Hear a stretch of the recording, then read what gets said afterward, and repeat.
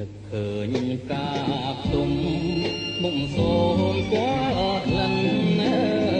អើយស្គាល់ក្លិនកែសសូបិនស្រូបត្រង់មាឆ្អិនមិនស្កប់ចិនឡាលំជ្រៃជ្រួតជ្រាបទុនព្រៀបសូរិយាសូមយ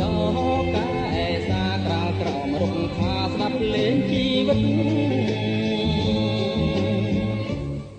រូបបងខ្វាំងភ្នែ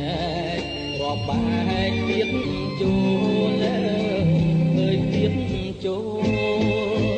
ជួបកែបណ្ដូចកាគោលដងទៅលើម៉ែជួងចិន